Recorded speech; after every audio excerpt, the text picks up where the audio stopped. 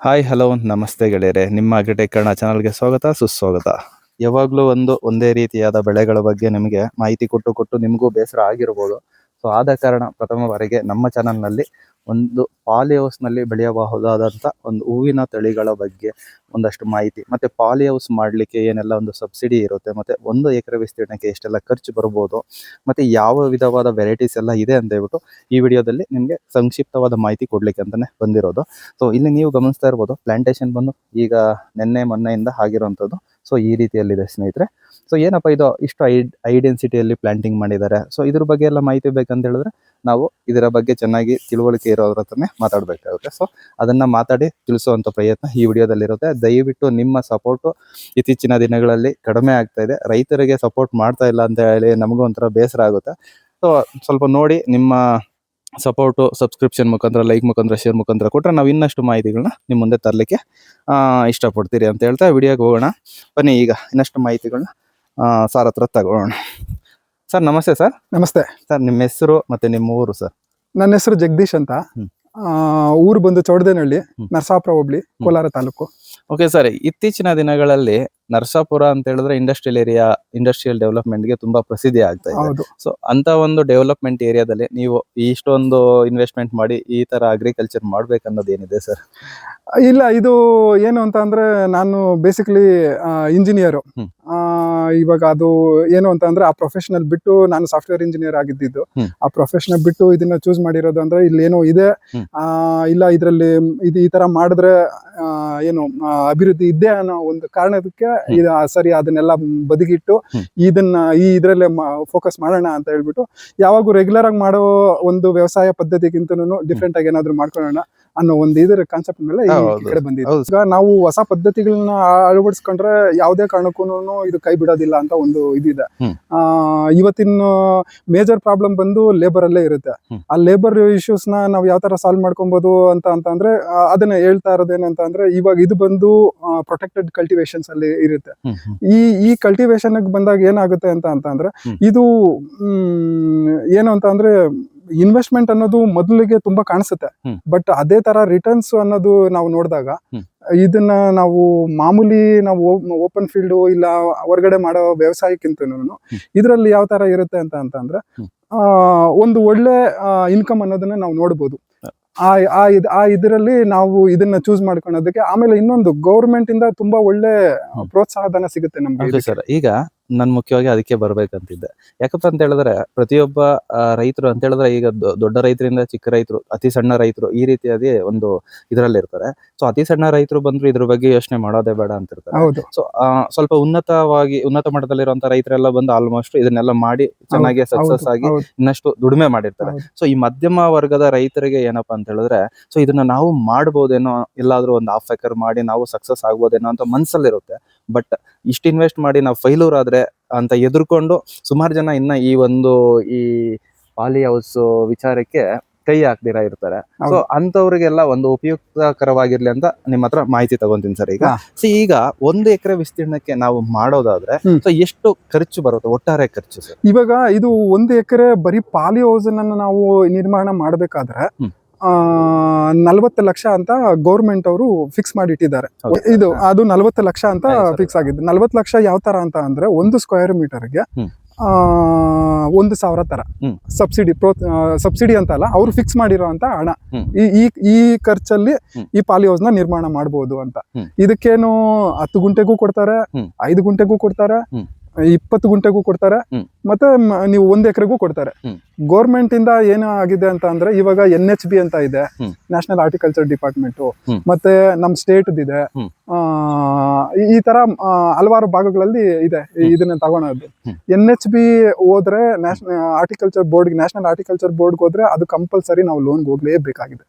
ಆ ಲೋನ್ಗೆ ಹೋದ್ರೆ ಏನಂದ್ರೆ, ಅದ್ರಲ್ಲೂ ಉಪಯುಕ್ತಗಳಿದೆ, ಅದ್ರಲ್ಲೂ ತುಂಬಾ ಇದಿದೆ. ಬಟ್ ಏನು ಅಂತ ಅಂದ್ರೆ, ನಮ್ ರೈತರಿಗೆ ಈ ಪ್ಯಾನ್ ಕಾರ್ಡು, ಈ ಗೌರ್ಮೆಂಟ್ ಇದು ಬ್ಯಾಂಕ್ನವರು ಸಾಲ ಕೊಡೋದಕ್ಕೆ ಒಪ್ಪೋದಿಲ್ಲ ರೈತರಿಗೆ. ಈ ತರ ಎಲ್ಲ ಡಿಫೆಕ್ಟ್ ಇರುತ್ತೆ, ಡಿಫಾಲ್ಟರ್ಸ್ ಆಗಿರೋದು, ಕೆಲವೊಬ್ಬರಿಗೆ ಕೊಡದೇ ಇರೋದು, ಆ ತರ ಎಲ್ಲ ಆಗ್ಬಿಡುತ್ತೆ. ಅದೇ ನಮ್ ಸ್ಟೇಟ್ ಇದ್ರಲ್ಲಿ ಹೋದ್ರೆ ಅವ್ರೇನು ಅಂತಂದ್ರೆ, ಬ್ಯಾಂಕ್ ಲೋನ್ ಅಪ್ರೋಚ್ ಮಾಡ್ದೇನೆ ನಾವು ಹೋಗ್ಬೋದು. ಈಗ ಯಾವ ತರ ಮಾಡ್ತಾ ಇದಾರೆ ಅಂದ್ರೆ, ಈಗ ನೋಡಿ 40 ಲಕ್ಷ ಬೇಕು 1 ಎಕರೆ ನಿರ್ಮಾಣ ಮಾಡೋದಕ್ಕೆ. ಅದರಲ್ಲಿ 50% ಗೌರ್ಮೆಂಟ್ ಇಂದ ಸಿಗುತ್ತೆ. ಅಂದ್ರೆ 20 ಲಕ್ಷ ಗೌರ್ಮೆಂಟ್ ಅವ್ರು ಕೊಡ್ತಾರೆ, ಇನ್ನು 20 ಲಕ್ಷ ನಾವು ತಗೊಂಬರ್ಬೇಕಾಗತ್ತೆ. ಇದನ್ನ ಮಾಡ್ಬೇಕಾಗತ್ತೆ.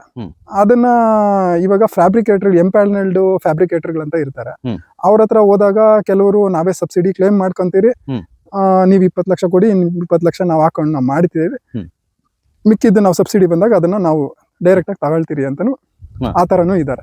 ಎರಡು ತರ ಆಪ್ಷನ್ ಇದೆ. ಇಲ್ಲ ನಾನು ಮಾಡ್ತೀನಿ, ನಾನು 40 ಲಕ್ಷ ನಮ್ಮ ಹತ್ರ ಆರ್ಥಿಕವಾಗಿ ನಾವು ಚೆನ್ನಾಗಿದ್ದೀರಿ ಅಂತ ಅಂದ್ರೆ ಹೋಗ್ಬೋದು, 40 ಲಕ್ಷ ನಾನು ಹಾಕ್ತೀನಿ ಇನ್ವೆಸ್ಟ್ ಮಾಡಿ ನಂತರ ಕ್ಲೈಮ್ ಮಾಡ್ಕೊಬಹುದು.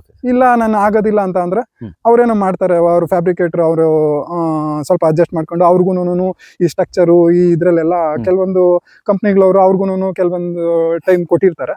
ಆ ಇದ್ರಲ್ಲಿ ಅವ್ರುನು ಏನಂದ್ರೆ ಕನ್ವಿನಿಯಂಟ್ ಆಗಿದ್ದಾರೆ, ಅವ್ರುನು ನಾವು ಹಿಂಗೆ ಮಾಡ್ಬೇಕು ಆ ತರ ಅಂತ ಏನಿಲ್ಲ, ಕೆಲವರು ಮಾಡ್ತಾರೆ. ಸೊ ನೀವ್ ಹೇಳೋ ಪ್ರಕಾರ ಈಗ ನಾವು ಒಂದು ಗೌರ್ಮೆಂಟ್ ಮುಖಾಂತರನೇ ಹೋದ್ರೂ ನಾವೇನಂತ ಹೇಳಿದ್ರೆ ಒಂದು ಹಾಫ್ ಇನ್ವೆಸ್ಟ್ಮೆಂಟ್ ಅನ್ನೋದು ನಾವು ಮಾಡ್ಲೇಬೇಕಾಗುತ್ತೆ. ಸೊ ಅದಾದ್ಮೇಲೆ ಇನ್ ಹಾಫ್ ಅವ್ರು ಹಾಕಿ ಕಂಪ್ಲೀಟ್ ಮಾಡಿ ನಮಗೆ ಕೊಡ್ತಾರೆ. ಓಕೆ ಸರ್, ಇದೊಂದು ಪಾಲಿಹೌಸ್ ಬಗ್ಗೆ ಒಂದು ಇದಾಯ್ತು. ಈಗ ಹೇಳಿದ್ದು 40 ಲಕ್ಷ 1 ಎಕರೆ ವಿಸ್ತೀರ್ಣಕ್ಕೆ.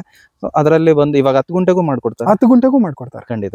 ಯಾಕಂತ ಹೇಳಿದ್ರೆ ಯಾರಾದ್ರೂ ಪುಟ್ಟ ರೈತರು ಫಸ್ಟ್ ಸ್ಟಾರ್ಟ್ ಅಪ್ ಬಂದು 10 ಗುಂಟೆ ಅಂತಾನು ಮಾಡ್ಬೋದು, ಅರ್ಧ ಎಕರೆ ಅಂತ ಅಂತವ್ರಿಗೆ ಯೂಸ್ ಆಗಿದೆ. ಅರ್ಧ ಅಮೌಂಟ್ ನಾವು ಹಾಕ್ಬೇಕು. ಹೌದು, ಅರ್ಧ ಅಮೌಂಟ್ ನಾವು ಹಾಕ್ಬೇಕಾಗುತ್ತೆ. ಓಕೆ ಸರ್, ಈಗ ಇಲ್ಲಿ ನೋಡೋದಾದ್ರೆ ನಮ್ಗೆ ಒಂದು ವಿಭಿನ್ನತೆ ಅನ್ನೋದು ಇದೆ ಸರ್. ಈಗ ನಾರ್ಮಲ್ ಆಗಿ ಇಲ್ಲಿ ನೋಡೋದಾದ್ರೆ ಕೆಳಗಡೆ ಸ್ಟೆಪ್ ಪೂರ್ತಿ ಕವರ್ ಆಗೋ ತರ ಒಂದು ಮೆಟೀರಿಯಲ್ ಹಾಕಿರ್ತಾರೆ. ಸೊ ಇಲ್ಲಿ ಬಂದು ಏನಾಗುತ್ತೆ ಅಂತ ಹೇಳಿದ್ರೆ ಒಂದ್ ಸ್ವಲ್ಪ ಈ ನಾವು ನಾರ್ಮಲ್ ಹೌಸ್ ಅಲ್ಲಿ ಯೂಸ್ ಮಾಡುವಂತ ಏನೋ ತ್ರಿಪ್ಸ್ ಅವಳಿ ಇದಿಲ್ಲದೆ ಇರ್ಲಿ ಅಂತ ಈ ತರದ್ ಹಾಕಿರ್ತಾರೆ. ಸೊ ಅದಾದ್ಮೇಲೆ ಬಂದು ಪೂರ್ತಿ ಪ್ರೊಟೆಕ್ಟೆಡ್ ಟೈಪ್ ಅಲ್ಲಿ ಹಾಕಿರ್ತೀವಿ. ಸೊ ಇದು ಏನೇನಾಗಿದೆ ಸರ್ ಈಗ ಫಸ್ಟ್ ಸ್ಟೆಪ್ ಅಲ್ಲಿ ಇಲ್ಲಿ ಹೇಳೋದಾದ್ರೆ? ಇದು ಬಂದು ಇದನ್ನೇನು ಅಂತ ಹೇಳ್ತಾರೆ ಅಂದ್ರೆ, ಇಲ್ಲಿ ನಮಗೆ ಯಾವುದೇ ರೀತಿಯಾದ ಏರ್ ಸರ್ಕ್ಯುಲೇಷನ್ ಏನು ಹೋಗೋದಿಲ್ಲ. ಮತ್ತೆ ಇಲ್ಲಿ ಏನು ಅಂತಂದ್ರೆ ನೀರಾಗ್ಲಿ ಇನ್ನೊಂದಾಗ್ಲಿ ಯಾವ್ದು ಒಳಗಡೆ ಎಂಟರ್ ಆಗೋದಿಲ್ಲ. ಇದೊಂದು ಪ್ರೊಸೆಸ್. ಇಲ್ಲಿ ಪ್ಲಾಸ್ಟಿಕ್ ಕವರ್ ಇದ್ ಮಾಡ್ತೀರಿ. ಇದಾದ್ಮೇಲೆ ಇನ್ಸೆಕ್ಟಿಸೈಡ್ ನೆಟ್ ಬರುತ್ತೆ. ಇದೇನು ಅಂತ ಅಂದ್ರೆ ಇವಾಗ ಇವಾಗ ನಮ್ಗೆ ಟೆಂಪರೇಚರ್ ಏನಾದ್ರು ಜಾಸ್ತಿ ಇತ್ತು ಅಂತಂದ್ರೆ ಏರ್ ವೆಂಟಿಲೇಷನ್ ಗೆ ಇದನ್ನ ಮೇಲೆ ಮಾಡ್ಬೋದು. ಇಲ್ಲ ನನಗೆ ಮಳೆ ಬರ್ತಾ ಇದೆ ಅಂತ ಅಂದ್ರೆ ಇದನ್ನ ಡೌನ್ ಮಾಡಬಹುದು. ಸೊ ಅದನ್ನ ಅಲ್ಲಿ ಲಾಸ್ಟ್ ಅಲ್ಲಿ ಕೊಟ್ಟಿರ್ತಾರೆ, ಅದನ್ನ ಇಳಿಸಿದ್ರೆ ಈ ತರ ಅದು ಕವರ್ ಆಗ್ತಾ ಬರುತ್ತೆ. ಇದರಲ್ಲಿ ಬಂದು ಈಗ ಒಂದು ಯಾವ್ದು ಪ್ರಾಣಿಗಳು ಗಿಣಿಗಳು ಯಾವ್ದು ಹೋಗದಿರ ಇರ್ಲಿ ಅಂತ, ಮತ್ತೆ ನೀರು ಯಾವ್ದು ಒಳಗಡೆ ಹೋಗದೆ ಇರ್ಲಿ ಪೂರ್ತಿ ಪ್ರೊಟೆಕ್ಟ್ ಆಗಿ ಫಸ್ಟ್ ಸ್ಟೆಪ್.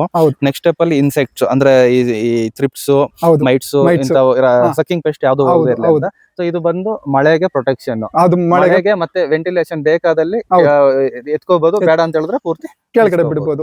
ಆಮೇಲೆ ಕೆಲವೊಂದು ಬಾರಿ ಏನಾಗುತ್ತೆ ಅಂತ ಅಂದ್ರೆ ಇವಾಗ ನಮ್ಗೆ ಹ್ಯೂಮಿಡಿಟಿ ಬೇಕಾಗುತ್ತೆ, ಕೆಲವೊಂದು ಬಾರಿ ಹ್ಯೂಮಿಡಿಟಿ ಬೇಕಾಗುತ್ತೆ. ಇವಾಗ ತುಂಬಾ ಟೆಂಪರೇಚರ್ ಲೋ ಇದ್ದಾಗ, ಮೊನ್ನೆ ನೋಡಿ ಡಿಸೆಂಬರ್ ಅಲ್ಲಿ ತುಂಬಾ ಚಳಿ ಇತ್ತು, ಆ ಟೈಮಲ್ಲಿ ಏನ್ ಮಾಡ್ತೀರಿ ಅಂತ ಇದನ್ನ ಕಂಪ್ಲೀಟ್ ಆಗಿ ಬಿಟ್ಟಾಗ ಆ ಹ್ಯೂಮಿಡಿಟಿ ಅನ್ನೋದು ಒಳಗಡೆ ಗಾಳಿ ಆಡ್ದಿರ ಒಳಗಡೆ ಹ್ಯೂಮಿಡಿಟಿ ಅನ್ನೋದು ಕ್ಲಿಯರ್ ಇದಾಗುತ್ತೆ, ಕ್ರಿಯೇಟ್ ಆಗುತ್ತೆ, ತುಂಬಾ ಒಳ್ಳೆ ಪ್ರೊಡಕ್ಷನ್ ಅನ್ನೋದಕ್ಕೆ ಸಪೋರ್ಟ್ ಆಗುತ್ತೆ ಅದೆಲ್ಲ. ಓಕೆ ಸರ್, ಇದೊಂದು ನೀಟಾಗಿ ಒಂದು ಇದಾಯ್ತು ಸರ್. ಈಗ ನೀವು ಒಟ್ಟಾರೆ ಮಾಡಿರುವಂತ ವಿಸ್ತೀರ್ಣ ನೋಡಿದ್ರೆ ಎಷ್ಟಿದೆ ಸರ್? ಇದು ಒಟ್ಟು ವಿಸ್ತೀರ್ಣ ಮಾಡಿರತಕ್ಕಂಥದ್ದು ಇದು 2.5 ಎಕರೆಯಲ್ಲಿ ಮಾಡಿರೋದು.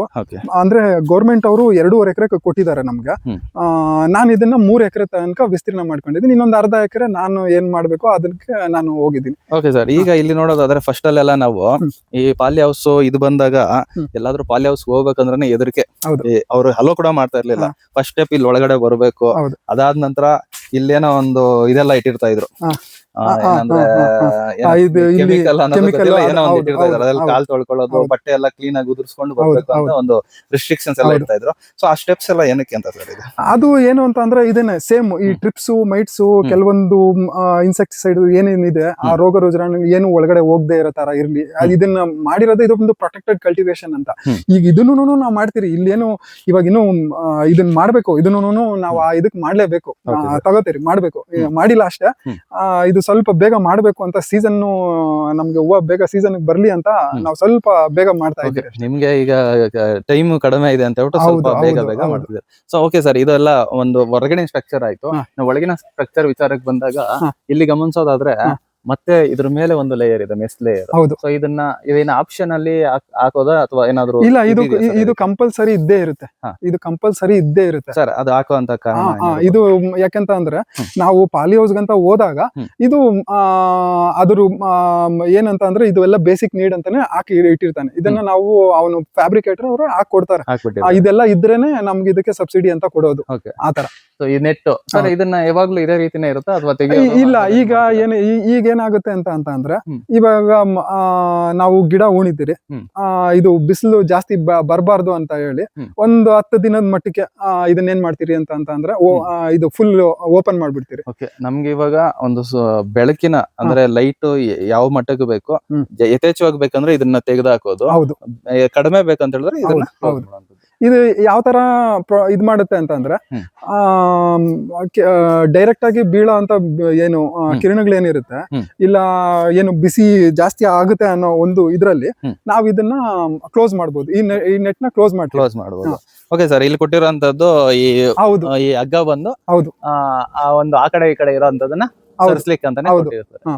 ಓಕೆ ಸರ್, ಸೊ ನೋಡಿದ್ರಲ್ಲ ಸ್ನೇಹಿತರೆ, ಪಾಲಿ ಹೌಸ್ ಬಗ್ಗೆ ಸುಮಾರು ಜನಕ್ಕೆ ಏನಾದ್ರು ಡೌಟ್ಸ್ ಇದ್ದಿರ್ಬೋದೇನೋ. ಸೊ ಪ್ರತಿಯೊಂದನ್ನ ನಾನು ಈಗ ಈ ವಿಡಿಯೋ ಮುಖಾಂತರ ಕ್ಲಾರಿಫೈ ಮಾಡಿದ್ದೀನಿ ಅನ್ಕೊಂತ ಇದ್ದೀನಿ.